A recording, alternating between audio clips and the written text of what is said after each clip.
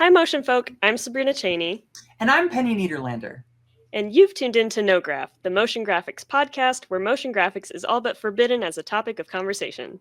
The idea is we're all familiar with the social media peer pressure that there's always a new program to learn. A new style to master. Endless tutorials and presentations to catch up on. Slacks and discords to join. But we have this little theory that what really makes our work interesting is what people bring to it from the outside of our normal circles. So here at NoGraph, we push all that aside and block out the noise and the pressure.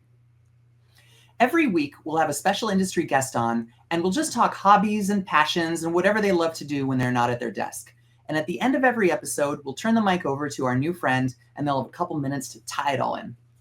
This is a podcast about our industry from the standpoint of a sustainable lifestyle and an ever-deepening well of inspiration. Thanks for joining, and let's go. So, season 2, episode 1. It's been a minute. A nice, hopefully restful break as we all survive the holidays. And now we're in the new year. And for our first guest, welcome to the stage, Kohana Wilson. Hi. Hello. Hi, Kohana. Hi. Thank you for having me. Season 2. Yay. Season 2, episode 1. You're launching our whole new season. So yeah, Kohana, we know each other from a while ago. We worked with each other at Mighty Oak. I believe at the time you were an intern. Yeah. But that's how we met. And Penny and Kohana, you're meeting for the first time on this platform, which is awesome. Yeah. But yeah, for the folks who are listening or watching, let us know, like, who are you? What kind of stuff do you do? I'm a 2D frame-by-frame animator. Whenever I get the chance, that mostly means working with pencil and paper, but I do digital 2D frame-by-frame stuff as well. I spend my time mostly, or my work life mostly, working freelance, so commissioned work, work mainly with music videos and visualizers, short films, TV. And I also teach. I have been teaching for the last couple of years at Parsons, just a school in New York, and I teach animation and drawing classes, which has been really fun. Ooh, that is cool. That must be really rewarding. But I know you've worked for clients like Coldplay and stuff, which is like, whoa, top tier. That's really exciting. Yeah, That in particular was just a really insane gig. And that project was, the minds of like 15 different animators kind of coming together. Very fun. That was like a music video? Yeah, it was a music video that came out like summer last year, or I was working on it through the summer. And it was that, that sort of animated exquisite corpse thing where like everyone gets assigned like 15 seconds of a sequence, and then you like hand off your like the last 3 seconds of your segment to the next person and the next person and the next person. Totally delightful. Yeah. Oh, that's an awesome project, it sounds like. Yeah. Well, thank you for telling us all about the amazing stuff you do that we're no longer going to talk about. I'm trying to find our little banner that says, I'm going to get it. Here we go. Boom. No word. Perfect. It's like you never left. Yeah. So, I am completely lost in this. It's been like 3 or 4 months, and I'm like, no recollection of how we did this the first season. Hey, we're polishing the rust, everybody. Getting our sea legs back. Yeah. So, speaking of shaking off the rust, how are we feeling about this current stage of winter where we're past the holidays, but it's not quite summer yet, and you're like itching? Do you feel that way, Kohana? Are you like ready? Are you over it? Or are you like, no, I'm enjoying my hibernation time? I'm in Brooklyn right now, and we're just the last couple days getting just brutal cold, and it's like cold wind, proper winter. And it kind of felt like we had respite for a while. Like you didn't need like a down jacket to go outside, and you could sort of like stroll around and it was fine. And now it sort of feels like it's entering like the dark Yes. proper. The darkness. And, you know, we got a late start into it felt like as well. My birthday's in November, and a group of my friends and I went to the beach, and it was like warm enough that you could just wear a long sleeve, and we like biked down and spent some time there. So it sort of feels like we had this like delayed entry into winter. Now it feels like we're entering the worst of it. But I don't know. I'm feeling ready for it. I'm feeling like, I don't know. I enjoyed like the autumn while it was here, and the sort of, you know, the niceties of fall. Yeah, the coziness. Yeah. Wait, so I want to rewind a little bit. You went to the beach in November. Was that like to Coney Island? No, we went. Well, the original plan was Rockaway, but there was all this subway drama, so that didn't pan out. But we went to Brighton Beach, went to Tashkent, which is like a Uzbek supermarket right on the beach. Nice. Got some great hot food, brought it down to the beach, hung out. Honestly, that sounds delightful. It was perfect. I had this vision of wanting to spend my birthday on the beach for the longest time, and that's just never been possible because it's November. Mm-hmm. This sounds like a perfect A24 movie opening. It does. Right? Like, you know, hey, it's your birthday. We're going to be friends forever. Let's go get some food at the market and take you to the beach. Snow angels in November. Yeah. Exactly. Boca in the background, glistening. Wow, I see it. Mm-hmm. Exactly it. How are you guys feeling about the winter, about the cold, about the weather? Feeling over it. Penny turned on the camera and immediately was like, "It's cold." So I'm in Texas, and like one of the problems that I've had this winter is we are just getting tossed around between temperatures where last week it was in the 70s and 80s, and now it's in the 20s. It just dropped off a cliff, and I'm like, I grew up in Michigan. I grew up where it was cold. I can deal with it getting colder and colder and colder, and then warmer and warmer and warmer. I can't deal with this like yo-yo and being the yo-yo. Yeah. Yeah. Yeah, it was not fun. Pick one. Yeah. Yeah. I'm just ready for summer to come back. I even remember a long time ago there was like an animator picnic, and I think we had like randomly run into each other there, and that was so lovely. And I want more of those. I want more impromptu hangouts where I feel like parks are a valued third space, especially in a metropolis like New York. You don't get a lot of places where you could just kind of show up. Mm-hmm. And in the summer, it's not as much of an option because you don't want to go out when the feels like temp is 8 degrees. Yeah, Dirt heat of New York. Mm-hmm. So in the meantime, and outside of what you're doing for your day-to-day, what are you occupying yourself with? Like, what are you up to? I have tendencies to cycle through different hobbies. Right before my birthday, I was big into making kites for a couple months. Oh, that's really like a niche. How'd you come into that? It's a long story. We got time. Thing. So this isn't really a work thing maybe, but it's a personal sort of project and recent personal project, passion thing. Working towards a new short film. It in some way, in some capacity, involves albatrosses. I'd become really obsessed with albatrosses for months and still am. And it was sort of just like, you know, this is another hobby I'm hoping to get into this year, bird watching. You know, thinking a lot about the sky, things in the sky. I really like this trend. Yeah, I like was sort of pulling that thread. I also I spent a lot of time recently at the picture collection. I'm not sure if Sabrina, you've maybe visited before. I haven't heard of that. What is that? Oh, it's an amazing place. It's a room in like the big public library on Bryant Park. It's a tiny room filled with, I think it's about 1 million like newspaper clippings and magazine clippings collected over the last century. It was created initially as just like visual resource for artists to use whenever they pleased. And now some of it's been digitized, but you can go to this collection, visit, like look at all these different clippings, and like check out the photos like library books.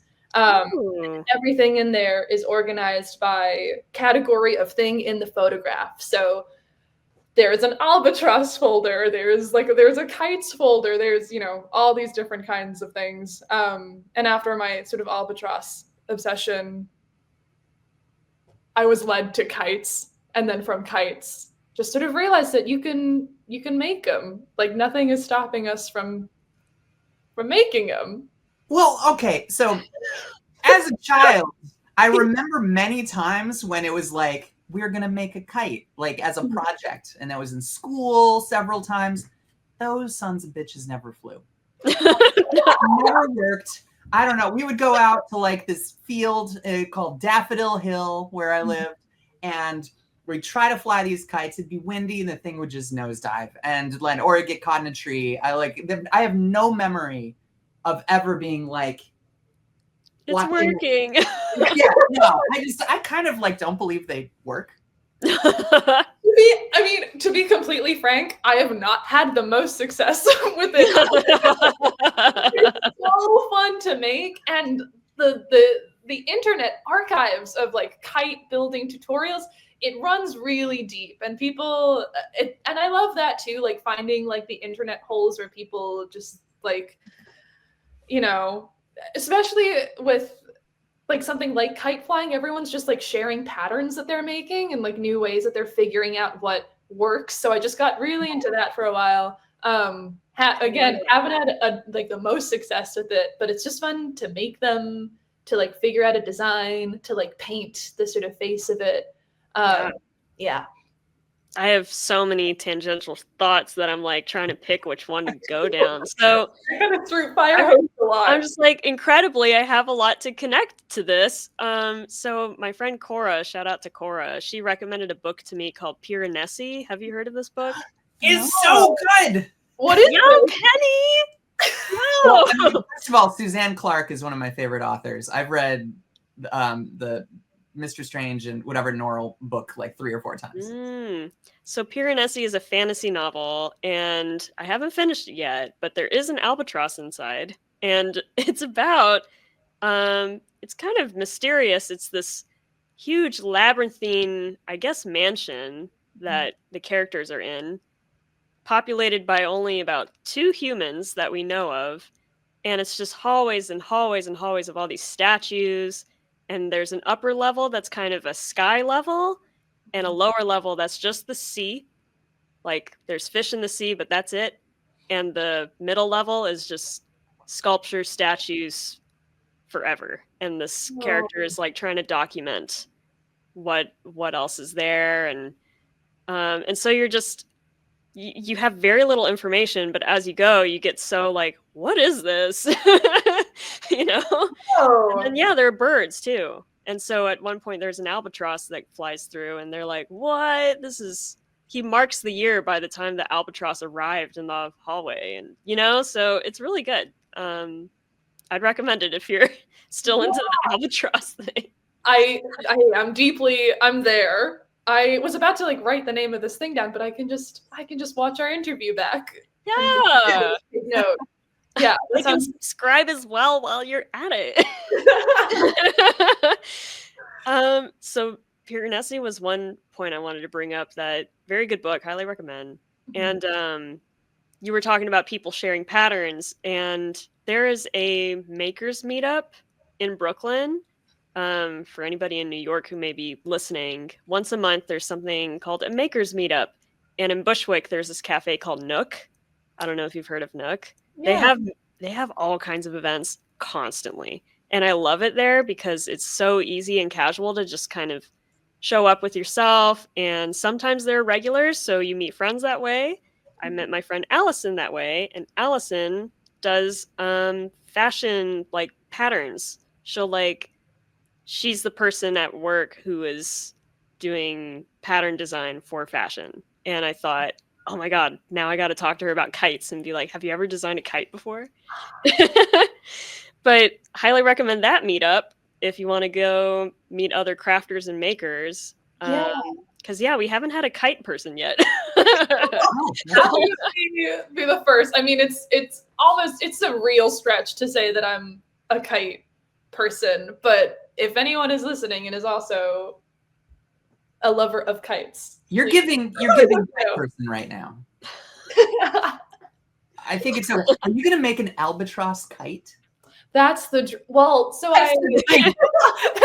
the dream. That's the eventual goal. We're making baby steps towards that. There are some beautiful bird kite patterns out there, but they're just so intricate, and I'm still I'm kind of trying to get through the basics. Sure. First before I sandpiper, seagull, pelican, albatross. Yeah. Exactly. Yeah. Yeah, you know how it is. That's how technology works. That's how bird technology is. Exactly. Gotta start somewhere. Yo, speaking of sandpipers, I was ranting the other day about this is such a weird specific thing. So every year, I think they're called Shorts TV. They bring the Oscar-nominated animated short films to theaters, as well as the live-action ones. And so I went to a screening, and it reminded me of one of the Oscar, like the shorts.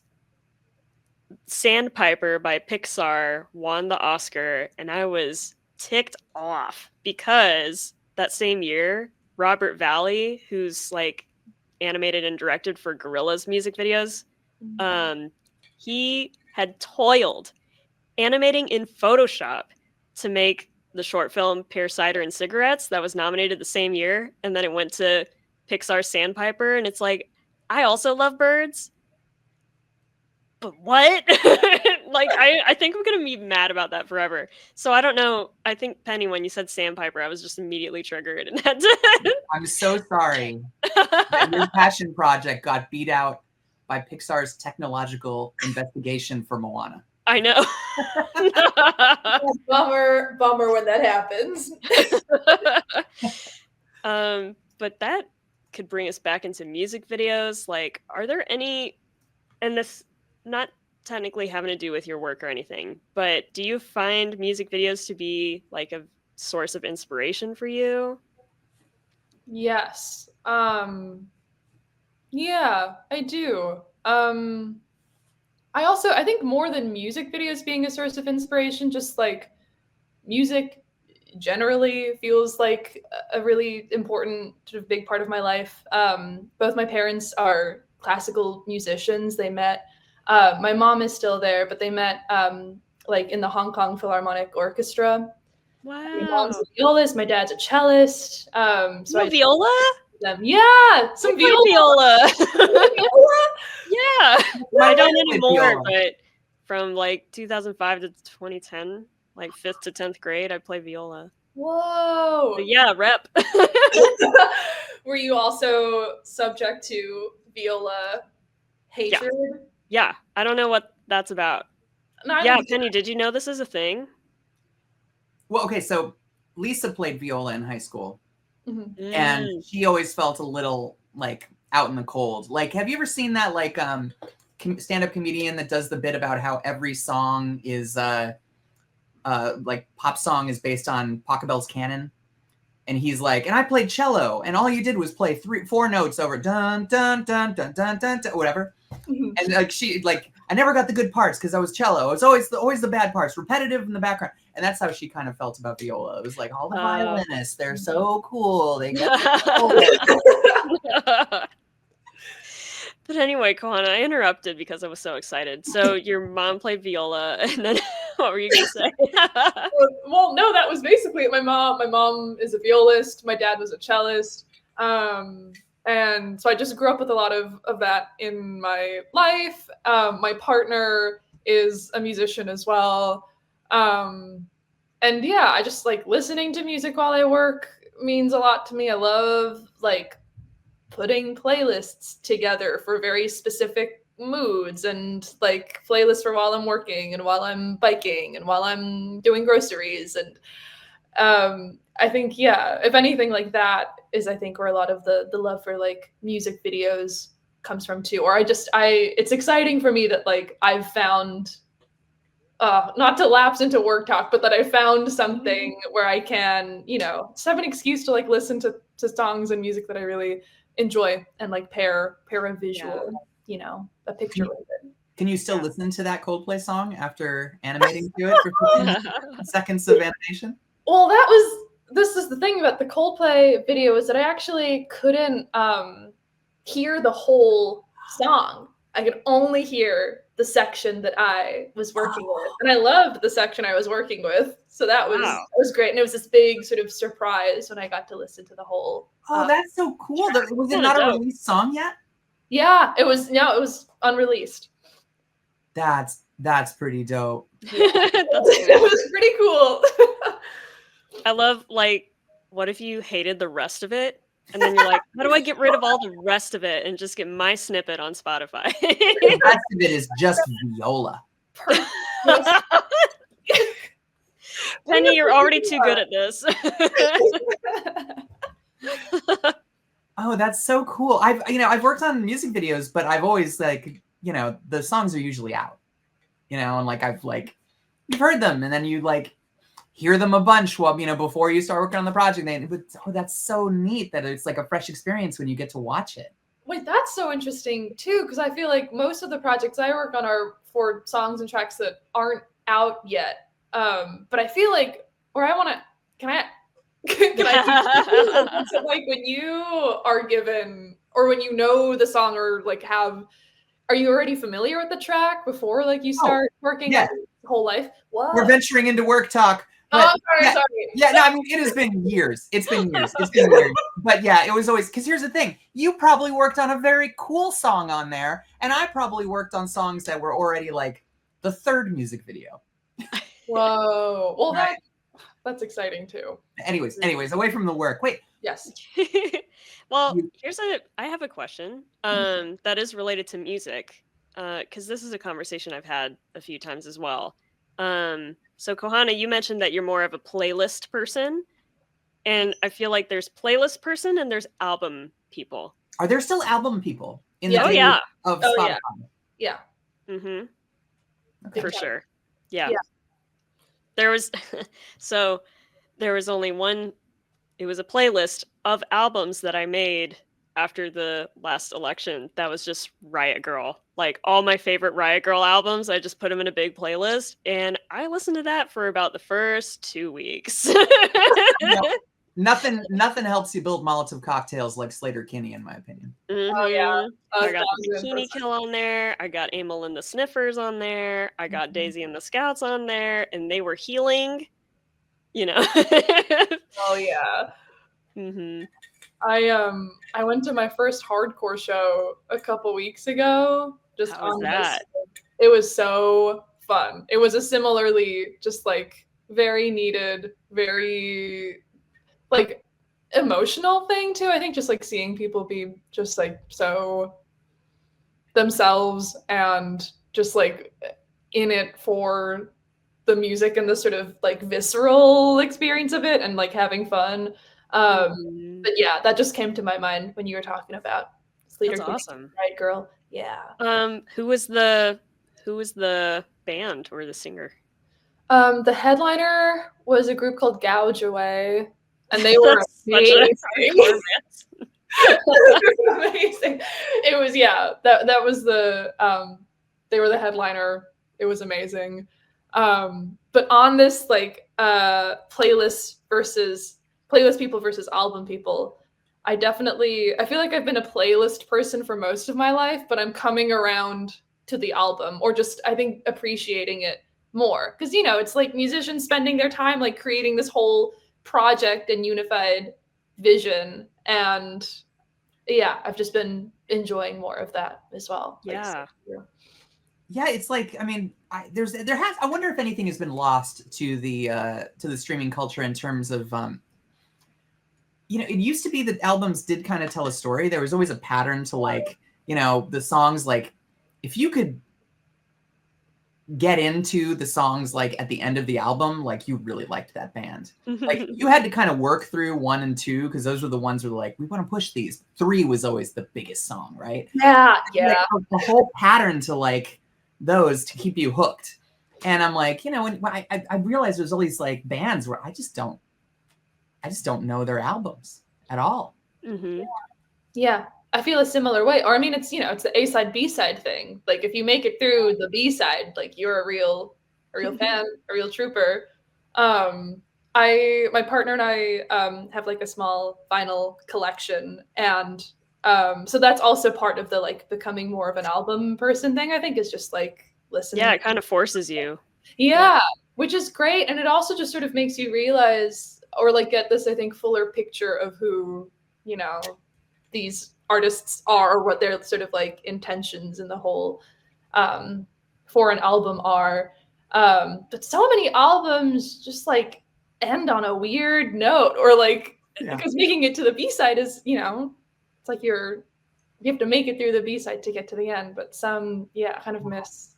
I remember so many albums when I was like a teenager, and I would need to listen to the entire thing. I'm a little OCD, like actually OCD, where I have to listen to every song equally, whatever. But like sometimes you get that one where they would space a track out by like dead air for a minute. Yes. And they would play a song, and it's the weirdest song, and you'd be like, this maybe they put that space there, so like turn it off if you really don't. Okay, it's all right. We're taking a risk. Oh my gosh, that's like when you watch Stranger Things season 1. You're like, I could choose to just stop now. You're like, I don't have to keep going if I don't want to. And yet. Oh, yeah, I have a few albums like that too. Actually, while I was cooking earlier today, do y'all know Vashti Bunyan? I think that's how you pronounce her name. Yeah, I love her.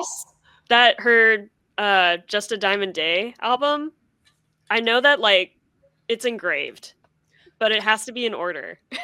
That's so interesting. I don't think I've actually listened to that album in full, so I'm going to do that immediately after our call. But the album of hers in full that I was listening to recently is her album of demos.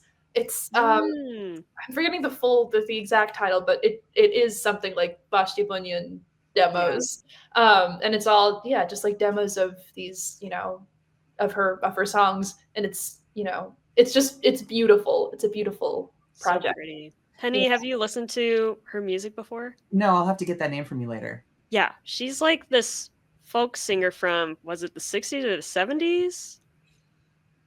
I think around 60s, yeah. Yeah, and honestly, her voice is so just pretty and beautiful and transports you, I feel like. But she never had her day in the sun, and she never had a big break or anything. And I feel like now she's kind of had this cult resurgence, people finding her work and really liking it, but she's older now, but she's still like, she's come back and made albums. And then I think her daughter is a painter, and she paints her album covers now. Like her album covers are painted by her daughter. All the ones with like the dogs, the whippets, that's her kid. No way! Yeah. That's so sweet. It's adorable. That's so sweet. That makes me really happy. Mm-hmm. To know. Isn't it cute? Yeah. Oh. It'd be great would be to have like a B-side party where like you get together and you don't like, I feel like music is so fraught at parties. Like if you play it, God, there's so many times where you're like, you take a risk on something and people are like, can we change this or whatever? But like, it'd be really nice to hear your favorite risks, or like your favorite, like, I'd like to hear stuff like that where it's not always like, this is a sure thing. I don't want to hear the sure things. Mm-hmm. Yeah. Give me the deep cut. Give me the deep cut. Give me I like that. Give me the risk. Yeah. Mm-hmm. That's cool. Music is really important to you. That's rad that like, all right, you've worked on a music video, but like, do you oh God, this ventures into work area, but like I kind of if you're an like or like doing art to music. Mhm.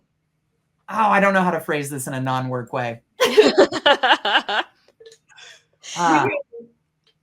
Do you enter a flow state easier? Does it help Mm. inform what you're doing if you're listening to music? Because I feel like I tend to do better if I'm listening to spoken word. Like if I gotta listen to a podcast in order to focus creatively. Oh, interesting. And then it's outside of when I'm doing something that I feel like I could jam out to Oh, music. I'm the opposite. I can't have words. I'm not I can't multitask because I immediately start listening. Yeah. Sometimes I listen and sometimes it's white noise. It's like it depends on how interesting the topic is. Be like, ooh, this is a fun episode that they're talking about, and then I'll actually pay attention, and then a lot of times it's just like I need someone yammering. I need someone yapping. I'm a similar, or I guess it depends on what it is I'm doing. If I need to be really in the zone, like this goes for anything, like making kites. This goes for painting. We're talking about kites. That's our way around it. Yeah. We're talking about making kites. If I'm doing something really sort of tedious and repetitive, as you do when you're making a kite, then I feel fine listening to like a podcast or like an audiobook. But if I'm trying to like be like generating something new or like thinking through a new idea, I can't do words because I just get so distracted and taken out of context. I can't even really do like music with lyrics, like with singing, because I get too sort of latched into that. Yeah. So I think earlier you had mentioned kites, and were there other things as well? Like hobbies? Yeah. Oh, sorry. What did you say? What did you say? You said when I'm biking, and I latched onto that because I really love doing active things. Like it's like the opposite of sitting on a computer, and so I'm fascinated when people do like. Is that like a hobby, or is that just like when you're like on your? Okay, it is. You're nodding. Yes, big time. Love biking. Learned how, or got my bike and kind of like learned how to bike around the city. Like in 2020, like deep COVID, like bought a secondhand bike, and it was like the only way I was able to get around anywhere. Fell in love with it. And now it's sort of like the way I commute, but also just, it's like this beautiful thing that like opens up the entire city to you. And so it's like a commuting thing, but also just like a pure joy, pure pleasure thing. I biked to the beach a lot last year, and that was just a really special highlight from the year and like a thing I want to keep doing more of. How long does it take? Yeah. What's the commute on that? Well, so a friend and I, we biked down to this beach called Fort Tilden a few times, and that is like, it's on the Rockaways. It's like an hour and a half ride. It's really not like terrible. Yeah. And you get to like a very, like Fort Tilden is a sort of far flung, or one of the more far flung like city beaches. But to get to like the closest beach, I think it takes like about an hour. Like it's a really chill ride. But I want to do like longer rides out of the city, and I'm sort of working my way slowly towards that. I just don't have the gear for it right now, but that's an eventual hope and goal, because there's so many trails that like connect to the city too and go upstate. Yeah, so that's the dream for me. Do you bike around as well, Penny? Like, are you a cyclist? Not. I mean, I biked around as a kid, and then like in LA, I went on like I joined some roller derby friends for like a bike ride around LA, and I borrowed like some friend of mine's boyfriend's bike, and I was like, this is incredible. We did like a 6-pack ride where like you have a 6-pack in your backpack, and you ride to a new place. We went to the Dumpster of Fortune, which is just some dumpster behind like a fortune cookie plant. Spread out everywhere. We went to like overview of the city, all these places, and I was like, this is amazing. And so I went to the bike kitchen, which is this like place out of like heliotrope in the middle of nowhere, middle of LA, and built a bike for $100, and it was like a road bike. Ooh. And it's a Cannondale, but it's like a 1980s Cannondale, and it's great. And I've kept it forever, but I haven't ridden it in like years. And then some friends of mine cornered me and were like, we're gonna do, what are they called? A triathlon? Oh. And they're like, are you in? And I'm like, fuck it, right? I don't know. So I agreed.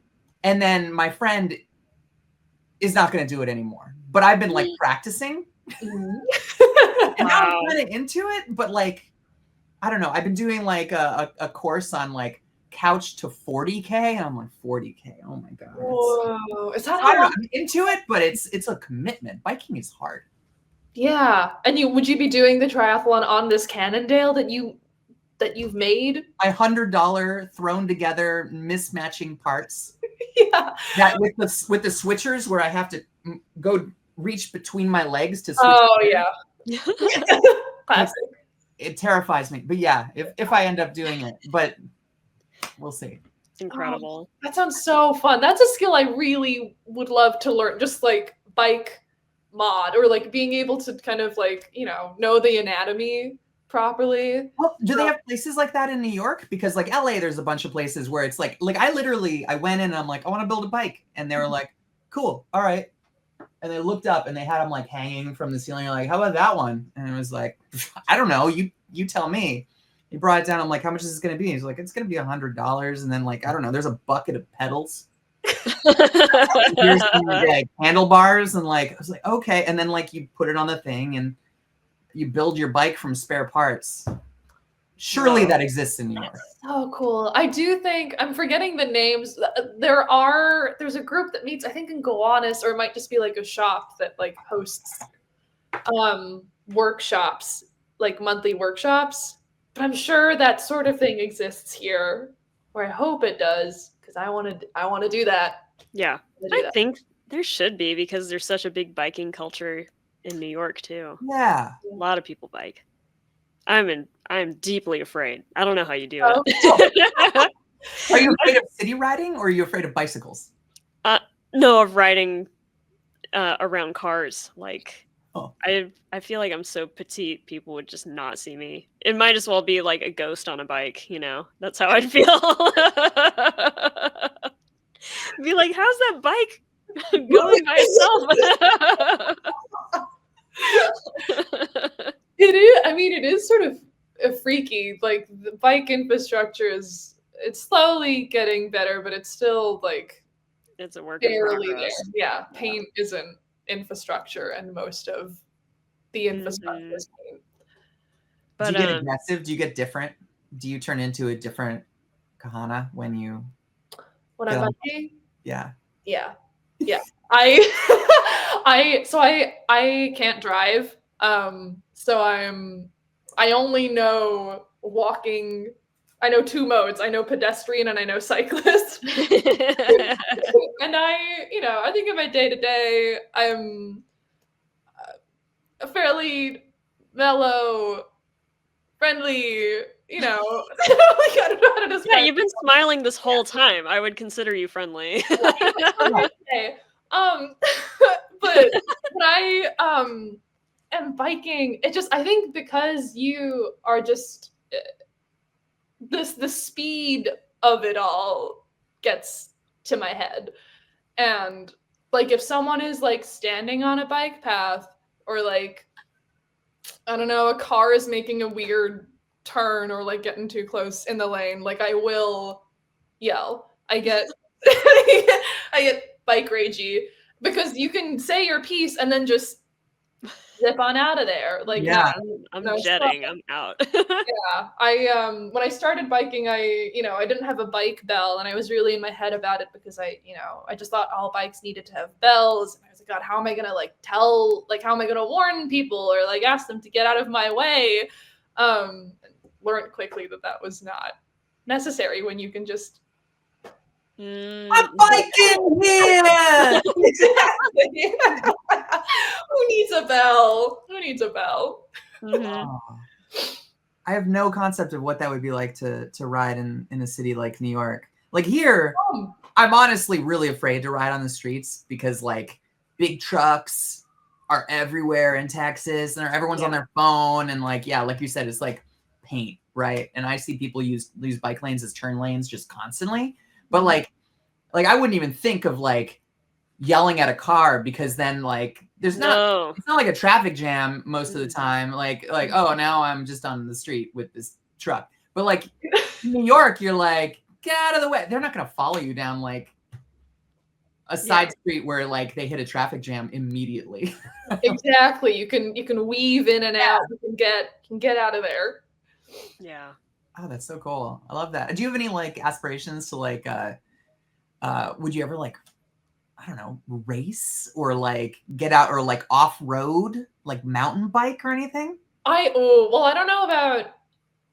know about mountain biking in the if what I'm thinking of is correct, like the downhill, like crazy sort of letting gravity do the work thing. Like I could like trails, like not like I know what you're talking about, not the stuff you see on like Chive TV where like people are, like, on a cliff edge or whatever. No, right? Oh my god, yeah, I could never do that, and I even just like talking about it makes my knees shake. But like biking on a trail, I could 1,000% do. And that's more of what I want to do eventually, I think. The bike that I have right now is just, very thin tires. It's a road bike. It's not ready for going off-road.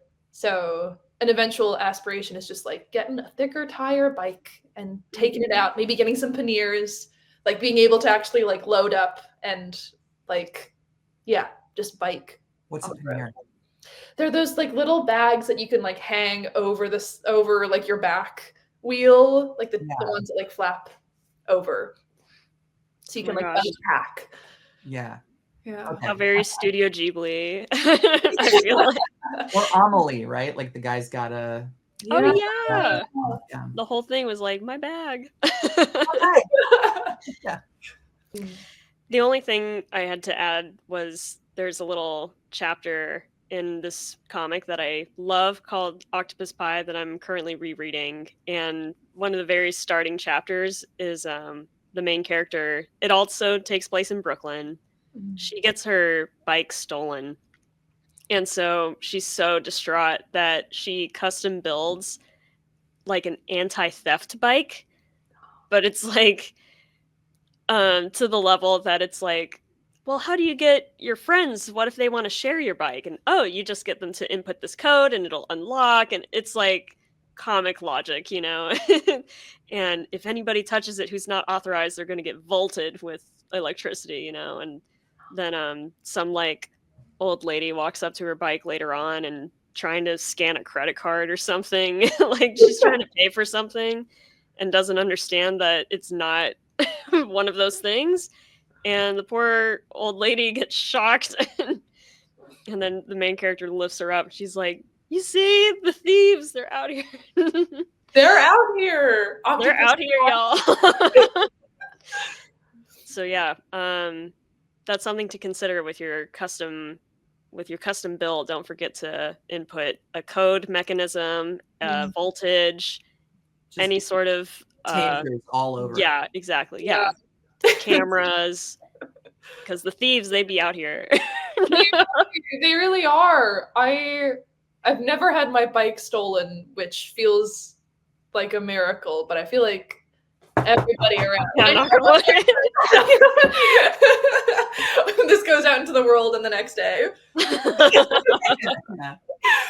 But anti-theft measures, fingerprint lock, voltage, whole night. Sentry guns. Yeah. I swear, I'm so scared to park my bike anywhere because I just have seen too many one wheel attached to a bike chain. Yeah, me too. Seat just for fun, man. New York seems like a dangerous place to park. Do you ride to work at Parsons? I do, when it's not brutally cold and icy. I do, and it's a lovely ride. This feels maybe a little crazy that I'm saying it here. So I live in Brooklyn, and I bike over the Manhattan Bridge to get to Parsons, which is in Manhattan. And I, the Manhattan Bridge shares a bike path, a pedestrian path, and cars drive by. But the subway also runs along the Manhattan Bridge. And I've been in the habit when a train passes, because, every time a train does, it gets like deafeningly loud, like you can't hear anything. And so when that happens, I do like a low scream. But because the train is so loud, I can't hear myself when it's happening. It's been a beautiful thing. Like, biking, I'm on my bike. It's like 8 a.m. I've like just gone up like a big hill. I'm like seeing the Manhattan skyline. The sky is like, light blue, pink. And I just primal scream. Yeah. I love that so much. All right, so your life is an A24 film. It's just the bike, I think, that unlocks. I can see it though. We need to direct this though, because I could already see the drone shot following you as you bike, and you're like matching the speed of the subway, and you're like, rah! The camera mounted on the front of the bike of just. Oh, sounds awesome. I want to watch this. Really recommend it, even if you're walking across the Manhattan Bridge. Yeah, why not? Yeah. People won't blink an eye except for the tourists. They'll be like, whoa. And then you'll be like, it's a real New York thing. Yeah. What tourist is walking across the Manhattan Bridge? Is that a thing? Oh, sometimes. Yeah? Yeah. Or maybe they'll go like halfway and turn back. I don't know. I don't know if they're fine. gregarious enough to go all the way. Well, that was fun. Yeah. Bye. Let's go back to the M&M store. That's incredible. That's amazing. So, I mean, have we missed anything? Have we missed any hobbies or passions or any fun stuff? I feel like we've kind of been asking you a lot of leading questions when you say things, but you should have some free reign. I mean, I don't know. Those are definitely the preoccupations of the moment.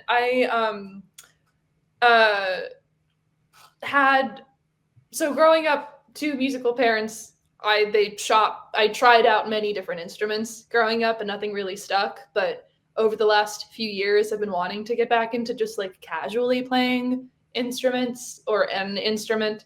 So I've been slowly teaching myself guitar for a few years, but it's a very private, like I listen to a Vashti Bunyan song and I'm like, oh, I like this song and want to play something to it. Like it's that sort of a situation.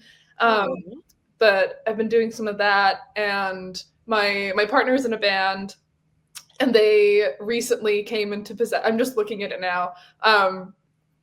They have a cello that they, borrowed from a friend of a friend, but it lives here now. And I had like a class, like a Zoom lesson with my dad the other day. Oh, I love that. Into that, yeah. Hard instrument, tricky, but it's hard. But that's been lovely and fun too.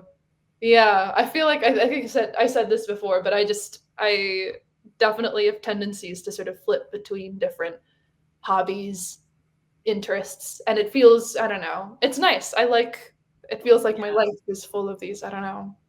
No, that's really fulfilling. Yeah. Had you ever tried a string instrument similar to cello before? That's kind of the orchestral variety.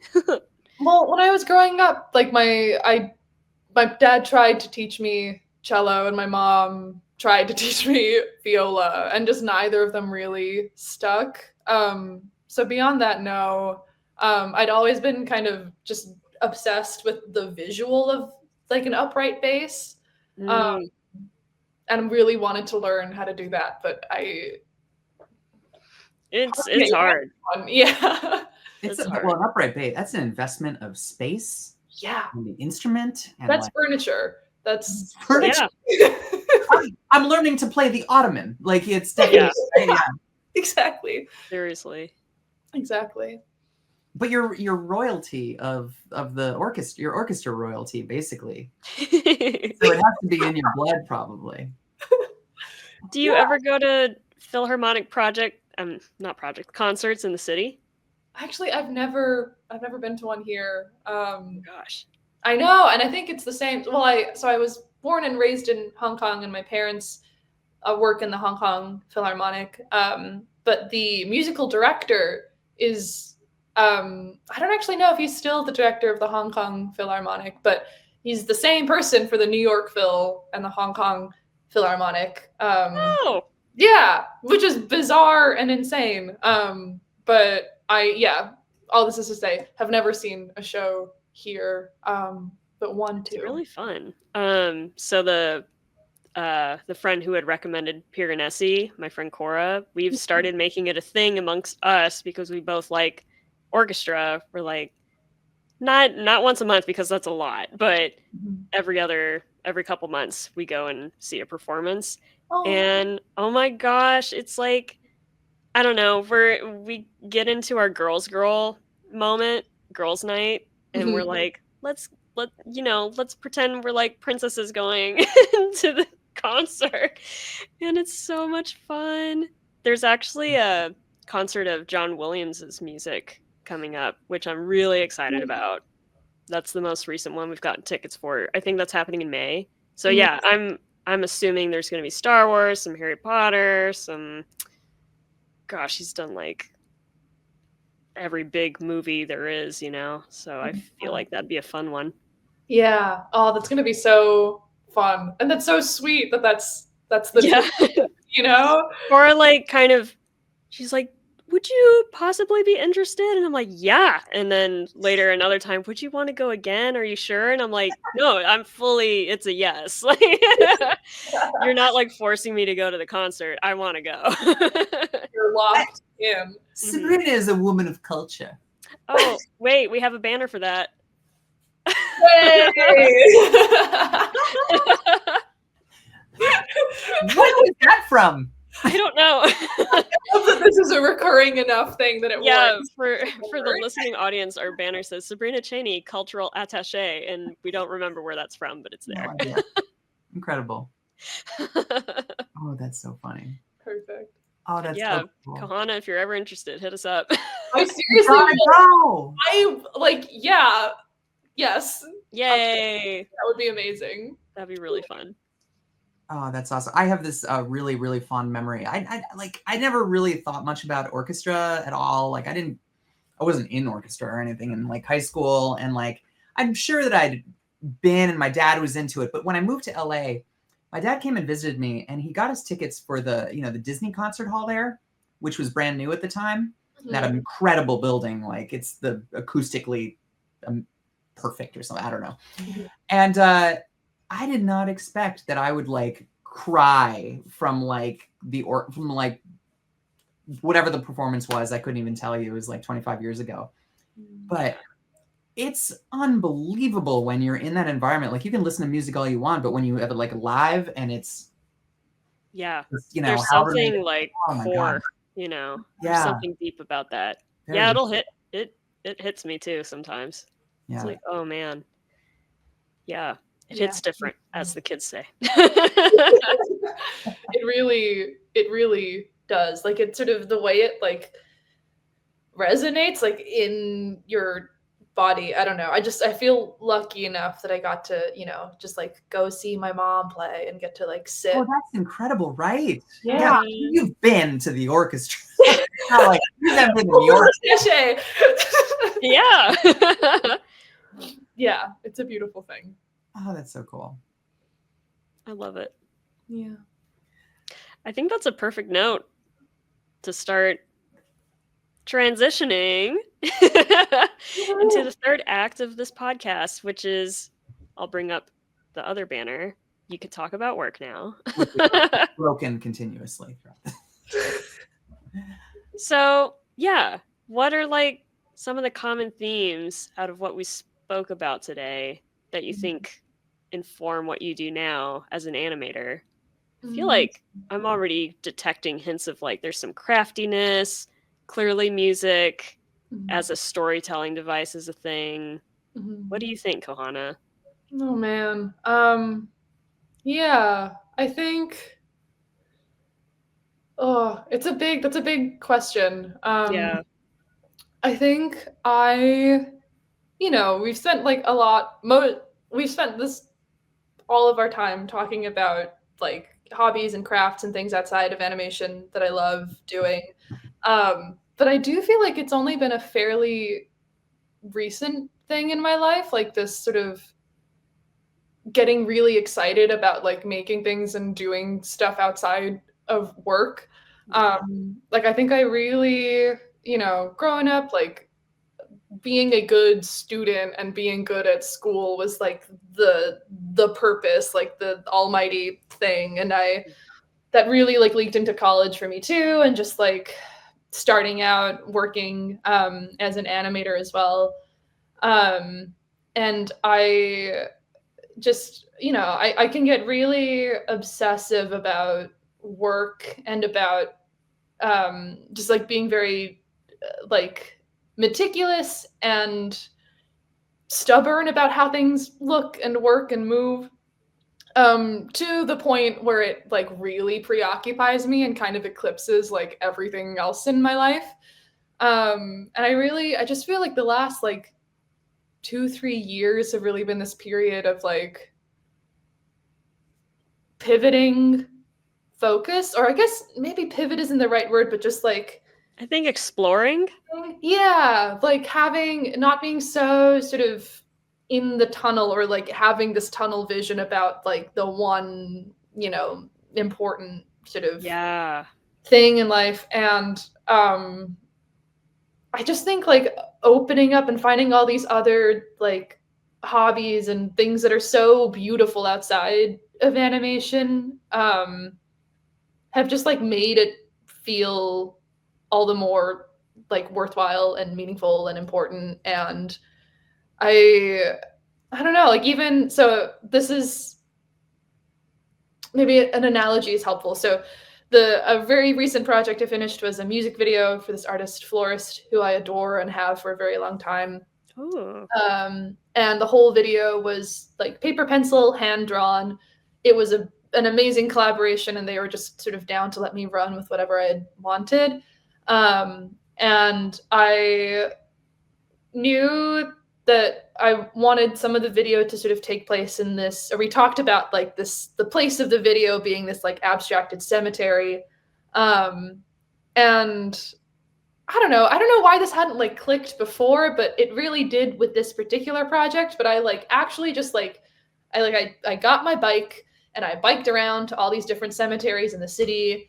And there are some cemeteries that you can bike in and some you can't. But to the ones I could, I would like take my bike through the cemetery, like really spend my time there and kind of like telescope between noticing like, like the larger landscape and then like the minutia of the place. And like it almost just sort of felt like a field trip in and of itself. Like I'm doing this research and collecting material, but it's just so fun. Like at the end of the day, I'm just like here to like explore and like be open to surprise. And I think an earlier version of me would have maybe like cast doing that kind of a thing aside as like superfluous, or like not, like you could spend that time like working on a storyboard or like figuring out like this technical shot or thing, or like being at your desk, which is where the things get made. Right. Doing something productive versus something that maybe takes you outside of being productive and actually experiencing and being, which is the antithesis of productivity. Totally. But you need that as a human being. Like, I mean, I think we all like treat our careers like early on as like hobbies almost. Like we get obsessed with like very beginning of, I'm going to be an animator, I'm going to be a motion graphics artist, I'm going to be a something. And we focus so much on like, I want to learn these skills. But it's kind of like any, I don't know why this popped into my head, like a sport or something like that. Like just say it like hockey, right? Like you might get like, I want to be the best skater to play hockey. the skating isn't the thing. It's like you got to get to the point where your body knows how to skate, and then you get great when you like figure out when you can like see the world, see the rink or whatever, like any kind of sport, whatever it happens to be, or any kind of activity. It's like you need the muscle memory first. And that's fun. That's fun to get excited about. But after that, it's like, all right, well, I have the muscle memory. Now let me bring in the world. Let me use my experience and then inform it. Yeah. Inform my art with that experience. I think that's awesome. Yeah. Bring in the world is a really nice phrase. That's exactly it. Bringing in the world. And that's what, hobbies and crafts I think are for. It's like, how can I bring more of the world into the work? And it's, I don't think it's like super literal sometimes, but I think just by fact of like me feeling like rejuvenated or like, I don't know, like inspired by something I saw earlier in the day or like a book that I had just read or whatever it is. Yeah, I think they can, they don't have to be sort of clean, inspirations, I guess. Yeah, I mean, any AI now can do like a Pinterest image search of a cemetery. But what you're going to go out, you're going to see the cracks and the cats and the snails that are not in the pictures that are everywhere, right? Like it's exactly your experience. Mm-hmm. Exactly. Now I'm going to look for snails whenever I'm in a cemetery. I haven't seen snails yet. Snails. There are snails. There are some really great fruit trees in I almost feel like I should. There are great fruit trees, and there's some foraging to be done at some of these New York. Yeah. No, I think I went to an event once at Greenwood Cemetery, and they had booths of like cider, and the cider was made from like the apples from the cemetery, and I'm like, I don't know how I feel. Those are part people. I mean, those apples are part people. And that's what. And I'm like, I think I'm not going to partake, but y'all can go for it. Coward. Personally, I'm already a ghost. It would be like cannibalism, Penny. Cannibalism. There's a whole bunch of middlemen. Exactly. Yeah. Just drink the dead people cider. Circle of life. Circle of life. Circle of life. Yeah, and on that note. Oh, yeah. Let's end on that one. Great. Amazing. This has been such a great conversation, Kohana. I'm so glad you were the first episode of season 2. Season 2. Thank you so much for having me. Just like on the show. And it's so nice. It's so nice to meet you here, Penny, and so nice to like catch up with you, Sabrina. Yeah, like totally. Years. Yeah, and just see you. Aw. It sounds like you're killing it on all fronts, on the cycling, on the music videos, on the all across the board. Love it. This has been a really great. I'd love to meet you. This is wonderful. Likewise. Where can people find you, Kohana? I'm on Instagram, Kohana Wilson, and that's the main, or Kohana.Wilson maybe. I think it's that one. Yeah. And I have a website that's just my name, also Kohana Wilson. Amazing. Yeah. Cool. Thank you so much. And to our listeners, you can find us on YouTube, Spotify, I think Apple Podcasts. Thanks so much for tuning in, and we'll see you next time on NoGraph. Bye, everyone. Bye-bye. Bye.